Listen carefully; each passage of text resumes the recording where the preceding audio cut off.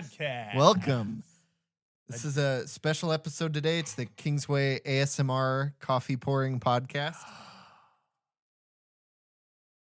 I don't know if you heard that, but I hope you did. Best part of waking up Is Ryan's coffee. in your cup. Ryan's cup. That's so weak sounding. That's so.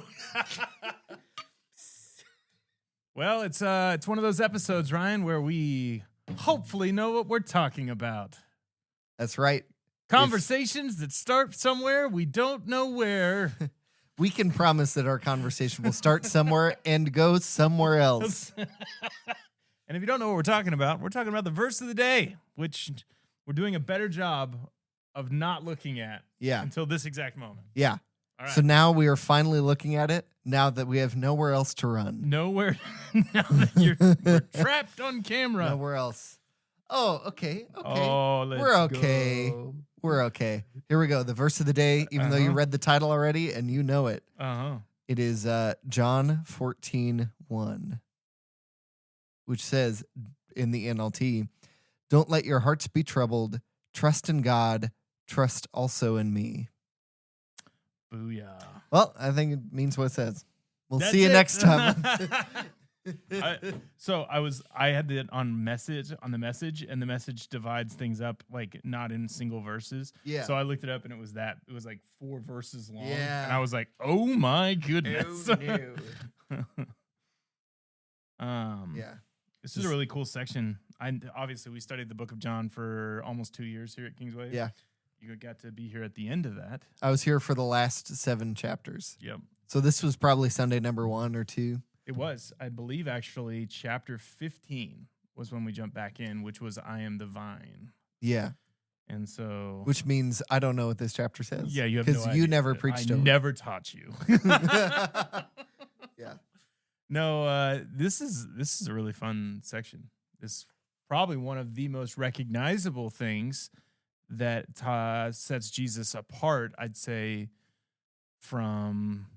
I think, or at least makes him at times more polarizing, is in this very few verses there where he says, I am the way, the truth, and the life. No one comes to the Father except through me.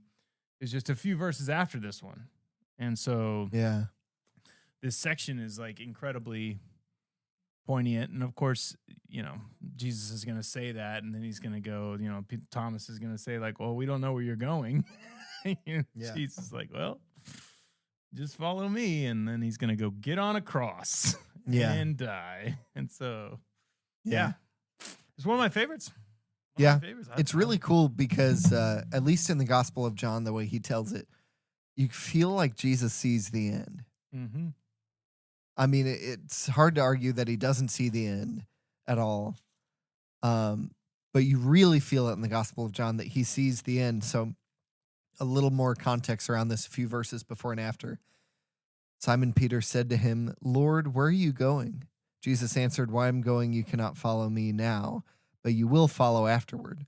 Peter said to him, "Lord, why can I not follow you now? I will lay down my life for you." Jesus answered, "Will you lay down your life for me? Very truly I tell you, before the cock crows, you will have denied me 3 times. Do not let your hearts be troubled.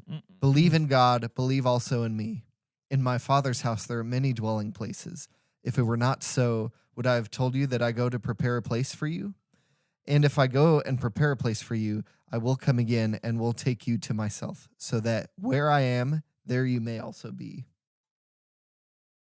It's such a, I think, recognizable verse.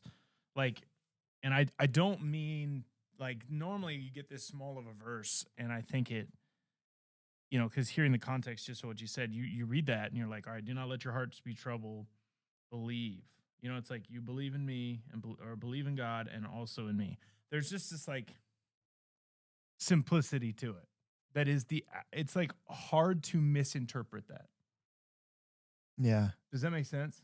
It's hard to misinterpret it, but people miss it for everything around it. They miss it for one of 2 reasons.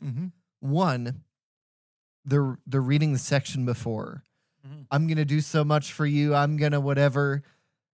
Will you lay down your life for me? Very truly, I tell you, before the cock crows, you will have denied me 3 times. They'll miss that next part because they're so full of self-loathing and self-pity. I don't mean that in a pithy kind of just pick yourself up way. I mean specifically the opposite. You're so full of how much you can't do, of how unqualified you are, of how much God would probably prefer to use somebody who's better than you. Yeah. That's one reason people miss this verse. Do not let your hearts be troubled. Believe in me. Believe in God. Also believe in me. I think there's just a power in this that's the simplicity of like how little Peter can do. Yeah. Like there's literally almost nothing he can do to earn his place in his Father's house. Like, yeah. In God's house. Like the work that Peter has to do is to allow God and allow Jesus to do the work. Yeah. And to be at peace with that. Yeah. Like it's almost like if Peter could have figured it out as Jesus is going in to talk to the Sanhedrin, as he's being arrested, as he's going before Pilate, as he's being taken out to Golgotha and hung on a cross, if Peter could have been praying, God, I know you're in control, and I know, Jesus, if you didn't want this to be happening, you could stop it.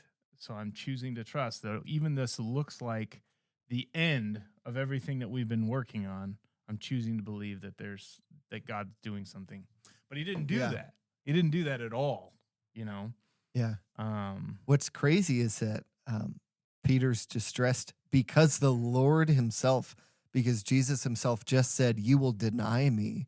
You will betray me. That's scary. What's the next thing Jesus says? Don't let your heart be troubled. Yep. Believe in God. Believe also in me. You're going to make mistakes. You're going to make mistakes, but who betrayed Jesus that night? A bunch of people left him. Yep. Who betrayed Jesus that night? 2 people, Judas and Peter. Yep. Peter betrayed him in a really interpersonal way. I don't even know him. Stop saying that I do. I don't know him. While Judas actually sold him out. Yeah. Imagine Judas hearing this section. Don't let your heart be troubled enough to do what Judas did. Yeah. Don't let your heart be troubled. Believe in God. Believe also in me. I know a lot of the disciples, I hope I'm not reading around scripture right here. I could be, and please correct me. But a lot of the disciples who are writing these gospels have harsh stuff in there for Judas. I wonder why. He was their classmate. He was their guy on their team. He was supposed to be one of them, and he sold him out. So they include all these harsh things. Judas, who we know later is going to be the betrayer, and Judas, who's worth so little. And if Judas only knew how much he's getting, all this harsh stuff. I wonder how much of that is their experience, and how much of that is like God wants you to know that God feels that way about Judas or something like that, because they both messed up. Yeah, they both betrayed Jesus. But what's the antidote? Is don't let your heart be troubled. Why? Believe in God. Believe also in me. And I've heard of multiple theories on that, because it is like kind of a harshness, but I think there's more of a pride side to Judas than we sometimes connect. I think Judas never fully understood that Jesus was divine and that he was more than just a rabbi. I really think Judas just in his mind thought, I can do this on my own. I can figure this out. And once it became apparent that it wasn't going to have enough personal gain for him, or there was an opportunity for him to take personal gain from, manipulating the situation financially, or manipulating the situation to where he put himself in good standing with the Sanhedrin. Because if he's turning this guy in, he's not only getting 30 pieces of silver, but he's also getting showing clout. His true allegiance. It's like, this is where my allegiance really lies. It's with the Jewish people. It's with the Jewish system. So, there's a part of this that you kind of see his true colors, and even how Judas repents, because he tries to give the money back and they won't take it. He throws it at their feet.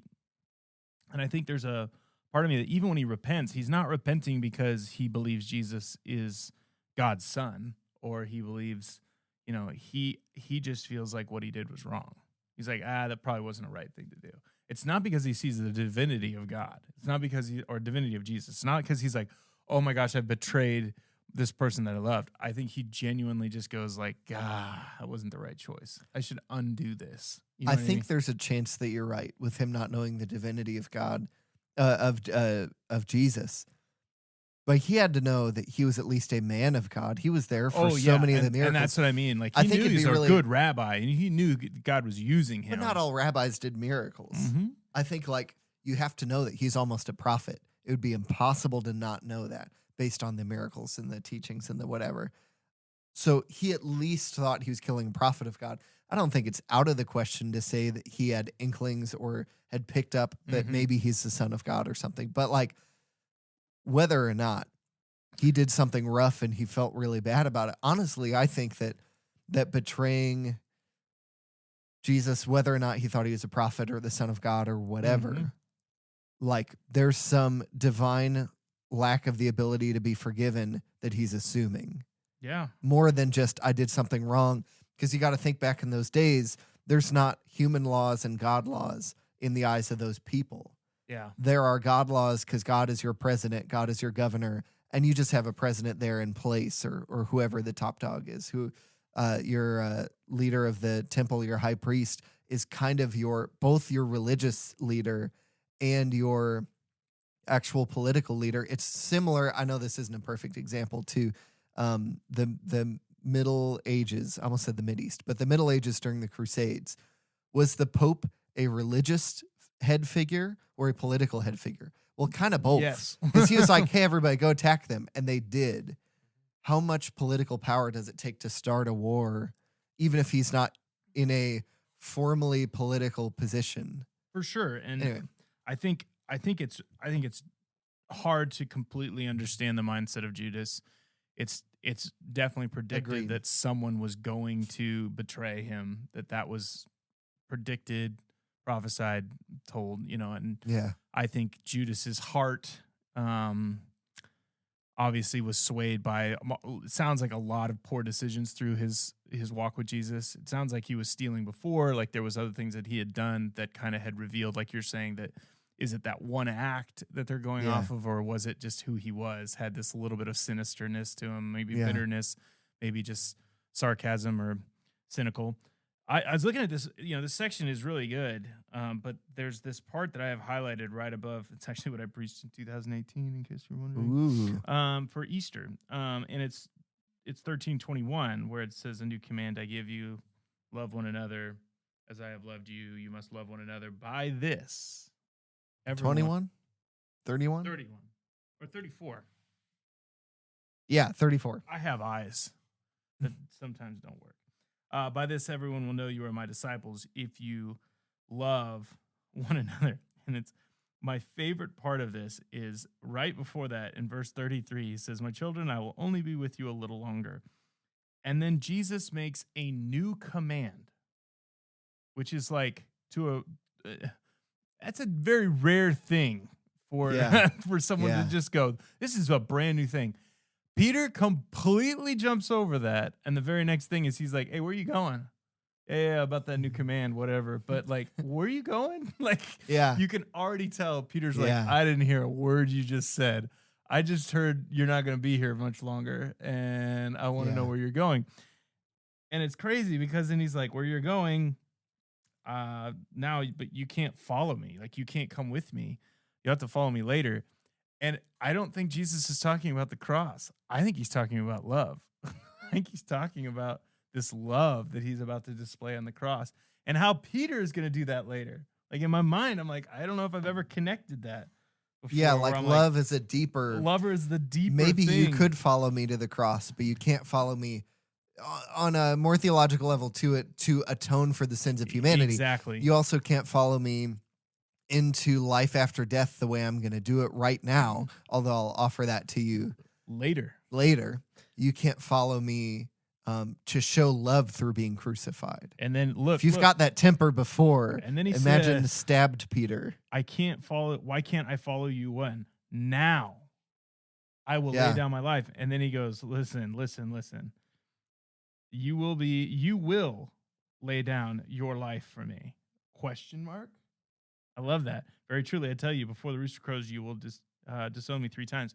The funny thing is, he does lay down his life for Jesus. Yeah, eventually. He eventually does. He eventually becomes a martyr. But the first half has to become true first. Yeah. And there's a part of this that it's like, don't let your hearts be troubled. Believe in God and believe also in me. I believe he's saying, believe in God's love, believe in my love, believe in what's about to happen in a really deep way. Believe in what I'm trying to ask you to do. There just seems to be a really cool kind of almost like neat thing. Because then, of course, Thomas pops up in verse 5 of chapter 4. And that's where we just talked about, Lord, don't you know, we don't know where you're going, so how can we know the way? And so the way, of course, is the way, the truth, and the life. No one comes to the Father except through me. If you really know me, you will know my Father as well. For I am now on you to do all him and all you have seen in him. I just can't get over what verse 14, chapter 14, verse 1 is answering. Mm-hmm. I've been listening to this new artist named Andy Squyers. Yeah. Who has a song called Love Never Fails. Mm-hmm. He's not your typical CCM Christian radio artist, whatever. I'm going to read 2 full verses of this song. I'm ready. But it's you'll know why when I get near the end. Okay. Here we go. Some of us sinners, some of us saints, some of us between a rock and a hard place. Some of us welcome, some of us not. Some of us the scapegoat, and some of us the mob. All of us guilty, then all of us free. A cup of joy poured out to our great relief. So when the abyss had us tied to the rails, like a runaway train, love never fails. Mm-hmm. So he gets through that. Then this. Some say it's crazy. Some take offense. Some swear that the law still demands recompense. Some shot the sheriff and the deputy too. Some heard the cock crow in the light of the moon. All are atoned for, the wicked made whole, the world's scarlet letter washed white as snow. When the albatross curse all the wind from our sails, we have no dams to give, love never fails. Ooh. Woo! I like that line. We have no boop to give. No. Yeah. Because it's not in meaning it like a cuss word. It's damning. Like, you know what I mean? Like they're not condemned. Yeah. They're not damned. If that makes sense. Yeah. Like they're building. No, I'm just kidding. They're not sentenced to this place of irreparable punishment or guilt. And there's this like there's this part. So that's why I love that concept of like, hey, yeah, you can't follow me now, but someday, you know what I mean? He is going to. And Peter, of course, is always like why can't I come with you now? Why can't I go now? Why can't I do it now? Well, what's wrong with now? And like, we should take over Rome now. And like, you should get back to Jerusalem now. And like, Jesus is always like, Peter, you just chill out, man. But then there are some times where he does get it right. And he is the one at Pentecost to step up and basically say like, hey, you killed this guy. Like, you did it. You killed God's son. I don't know. But it's, at least in my version, it has, will you lay down your life for me? Very truly, I tell you, before the cock crows, you will have denied me 3 times. And so I heard that and I was like, it's the exact words. But it's like, it's Peter's here being rebuked by Jesus. And the very next words are, don't let your hearts be troubled. Yep. I don't think it's a new day, a new scene, a new whatever. It's an answer to himself saying, you've denied me 3 times, or you will deny me 3 times, but don't let your hearts be troubled. Well, and it's definitely talking about the separation that's coming from verse 33. Yeah. You know, this concept of like, where I'm going, you cannot come. You know what I mean? Like, there's this, and you can see I guess because of that, verse of chapter 14, verse 2 or 3 or whatever, going to prepare a place for you. I guess that could also be an answer to where I'm going, you cannot follow yet. Yet. Exactly. I don't know if he says yet. And then, and then Thomas, of course, is like, how are we going to get there? if like you're going without us. Like we don't know the way. Like you got to at least show us the way first. I've got the answer. And There's going to be 1,000-year tribulation, but 7 years before that, where half of that we get. I'm kidding. So sorry. And then there's part of me that's like, I love it because Philip says, Lord, show us the Father, and that will be enough. And then he's like, Philip, if you haven't figured this out by now, I am the Father, and the Father is in me. You cannot see the Father without seeing me. And it's like it's one of those things where he's basically declaring to the disciples, like, I'm not just saying I am the way, the truth, and the life. I am showing you. I'm demonstrating it. I have been the way, the truth, and the life. When I say love your neighbor as yourself, love as I have loved. That's what I'm talking about. I'm talking about this is the way. That's how you become a Mandalorian. Is like, you know that's the truth. And so, I know it's a stupid Star Wars reference, but it is like, there's just a part of me that's like, that command sits at the center of this whole description of where Jesus is going and where he's going to call his disciples to go. And Peter, all of his disciples they keep asking for, how do we get there? How do I know? What do I know? And he's like, nah, dude, you're missing the whole point. Whole point is this command sits at the center of what this new kingdom, what this new way, what this new truth, what this new life is going to look like. Yeah. And what it was intended to be. And I think that that's an important theme for this whole section, because chapter 14, right after our verse of the day, chapter 14, verse 3, I'm going to prepare a place for you. Even verse 2, in my Father's house there are many dwelling places, or whatever. Mm-hmm. This is one of the most, I know Philippians 4:13 and Jeremiah 29:11, whatever. Yeah. One of the most out of context verses used by American Christians today. And it's because of the King James. Okay, this is not a conspiracy theory. Isn't this where we get our mansions, Ryan? Yes. That is that verse, is 14:2. Okay, we got 14:1. Do not let your hearts be troubled. Believe in God, believe also in me. Mm-hmm. And the King James says, in my Father's house, or whatever, there are many mansions. Mm-hmm. Okay, I'm going to take you down a little rabbit trail. Don't get mad at me. I will clear it up at the end and kind of put everybody's hearts at ease at the end. If I meet a new Christian, if I'm at youth group and I'm working with a kid or discipling somebody, and I need to get somebody a Bible, I figure out they don't have one, I will never get them a King James Bible. Here's why. The Bible wasn't written in English. It was written in Hebrew in the Old Testament, and Greek in the New, and a little bit of Aramaic in the middle, and near the end of the Old.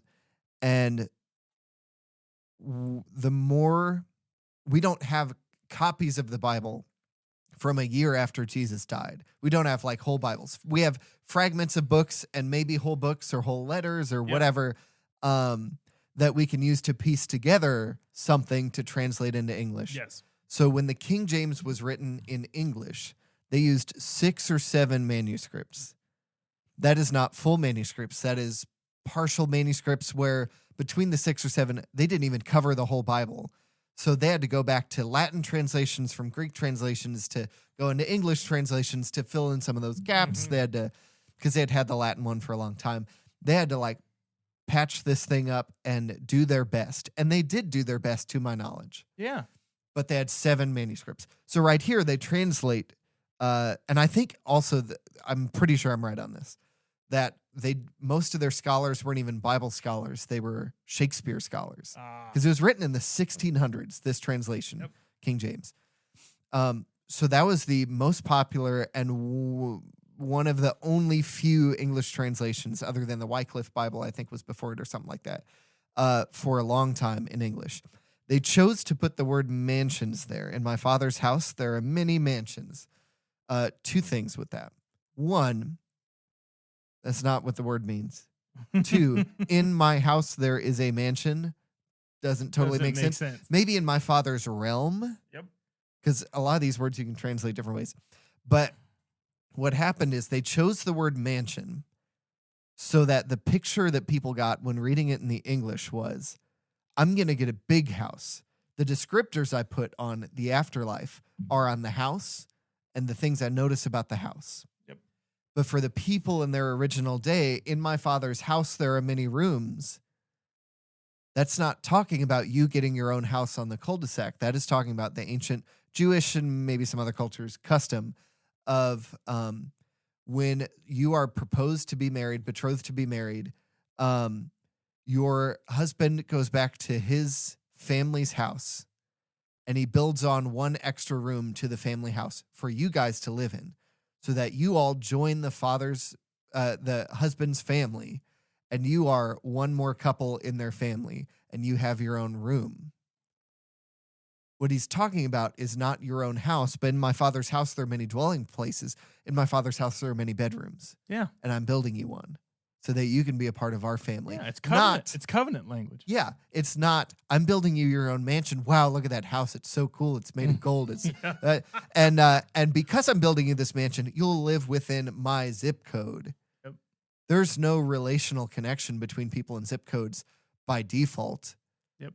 You just may live close to your family. But here he's saying you're going to be a part of my family. I'm adding you to the family physically by building another room on.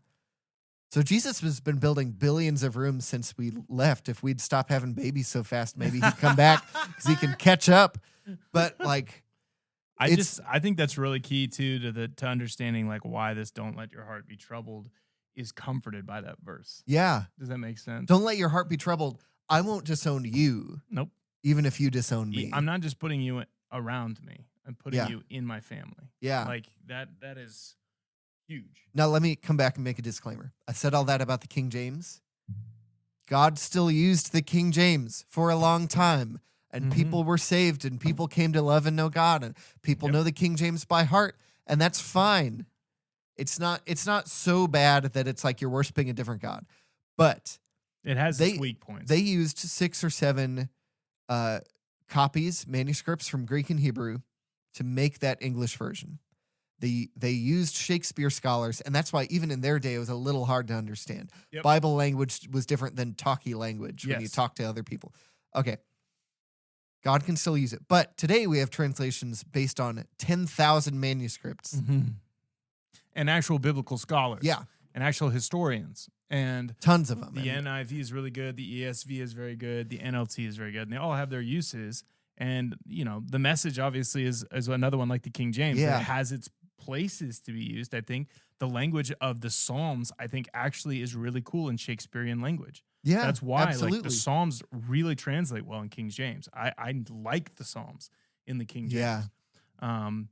But some of the more historical and especially a lot of the gospel and I think honestly a lot of Paul's stuff at times can be really difficult in King James. Yeah. That's why for me personally I prefer handing out the NLT because when somebody reads out of the NLT in front of you, they don't have to ask you every 5 words, what does this word mean? Yep.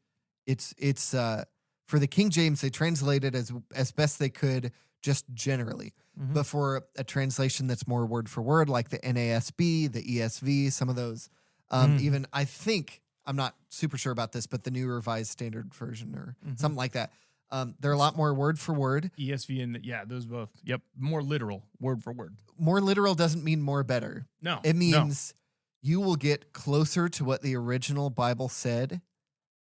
And you're sitting here 2,000 years removed, half the world removed, and situationally removed from when they wrote it, their inside references, their whatever. That's why I want to hand out NLTs, New Living Translations, because they are overcoming not only the language gap, so you're reading it in English, but also the cultural gap. So some of the things where it might say something about an altar and the original text said something about stacking stones, the NLT will say something like setting up a reminder. And you're like, oh, that's what they meant the first time, but you need a degree or something to understand that. Yeah. Or years of digging into commentaries for fun or whatever. So that's why I like handing out the NLT way more than the King James Version. And I think the NLT is for a 9th grade reading level. Yeah. Like, so it's meant for somebody that doesn't have to have an extended, vocabulary, ability to read at a high level. Yeah. And I also think though it is an accurate translation that if that's all you had, it would be enough. Like it's good. Yeah. The same guy. So the ESV and the NLT are like the word for word ESV and the phrase for phrase NLT. like champions of today. Maybe not totally, but pretty much. They're both recent. They're both modern scholarship, both a ton of manuscripts, and they're different philosophies. The guy who wrote the Greek textbook that most students have to get in Bible college, Bill Mounts, worked on both. And he had a video talking about both. And he said the ESV was really hard to do, but the NLT was twice as hard because they had to translate it into English and then translate it into our 21st century Western culture. And so they did both of those steps. Where that's why I don't like handing out the King James. You have to transcend the original author and audience's culture and language, and the language of 16th century Shakespearean authors who want to make it sound cool. And a lot of times that's a very large distance to go. Yeah. Because it's hard to tell if it was an assessment that was made during the translation into that language and culture, or if that was an assessment that was misinterpreted into that language and culture. And then that word or those phrases can have just completely different meanings than they did, you know, a long time ago. So it's challenging. When I was a pastor in Rolla, we had a missions minister who one of his biggest missionary outreach things was teaching English. And he taught advanced English classes. What'd that mean? Well, they know most of the words, and pretty much his whole class was teaching idioms. So baseball idioms, home run, what is that? Is it you sprinting to your house? No. It's this other meaning based on those same two words that would literally mean running to your house. Yep. That's such a small example of the stupid amount of idioms we have. Stupid idioms sounds like I'm really insulting someone. You stupid idiom. But like that's the struggle too, is that we have a lot of simplistic language that has deep meaning. Yeah. So like you can say things like you idiot. And like you idiot can be like playful, it can be insulting, it can be adoration, or like loving. It can go a long ways. All based on context. All based on context. And so like, although things can be very simple and they can feel like, you know, you're like, what are you doing? What are you doing is a phrase. It's a question. But in the context, that question can be insulting. You know what I mean? Like it can be friendly, inquisitive, like what's up? And beyond that, like that's even deeper than idioms. It's just like the feel of how we've accepted words and phrases. But like groundbreaking. Well, that could be considered apocalyptic literature if it's in the ancient world. If you say groundbreaking, even though you just mean like innovative. You don't mean earthquake. You mean innovative. But you say groundbreaking. And so 2,000 years from now in Antarctica, a human colonization colony is studying ancient American whatever. And they come upon groundbreaking. They're like, wow, is there anything in that in the weather records? And they're so off course. Come back. We didn't mean it. And that's my 6-year-old last night asked me, how do you spell for? And then he had to clarify. I was like, is it the number? Is it the, you know what I mean? Is it golf? Like you hit the wrong shot?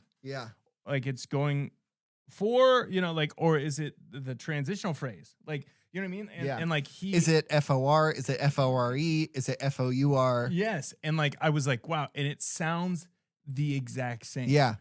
And, you know, so, you know, there's a lot of things about you know, and even red, like the color, but red, like past tense of read. Come on. Anyway, so all that to say that like, that's why a translation like the NLT or even modern English translations that are still word for word are great. And I think better than the King James, even though God used the King James in mighty ways. And I have no doubt about that. And I don't think if you pick up a King James, God's left that translation and gone to another one. I just think don't do that to yourself if you have the choice to have never done that. Well, and if you find yourself reading King James because that's what you feel most comfortable with, just make sure you choose to look at that in a different translation. I'll do that anyways. Even if I read an NLT, I'll go to the ESV, I'll go to the NIV. Most of the time. You can also get a Bible that has all 4 different versions next to each other, and you can kind of check them against each other. But there are some words that are kind of funky in the King James that kind of lead you down a different path. There are some words that are, there are sections that are added that once we have manuscripts 1,000 years before the ones they used for the King James, we're like, yeah, nobody has that in there. Yep. I feel like that was a later Well, edition or I'm something. like you, where I memorized a lot of scripture in the King Yeah. James. Like John 3:16 was always the one that like begotten. Like I had all this like Yeah. natural King James language and stuff, and it became a little bit tricky when you try to transfer over. And then even the NIV has been revitalized and revised a couple different times, and so it's changed the wording multiple times too. Yeah. Well, this has been good, man. We survived. We did it again. Yeah. We survived. I don't know how we did it. We always do. We come out. We're just having conversations. Hopefully, the comments will tell us all the things we messed up and missed. And that the King James is the one that Jesus wrote himself. Him and Shakespeare sat down. I thought it was Jesus' brother, but whatever. Yeah. Yeah. Well, as always, we always appreciate if you feel like somebody else would benefit from this. You can pass it along or click the subscribe to follow along on YouTube or leave us a review on the podcast. Yeah. And we always love your comments, your questions, any suggestions. We're always looking for those. So Absolutely. I guess until next time, have a great and glorious day in the Lord. We'll see you later. See ya.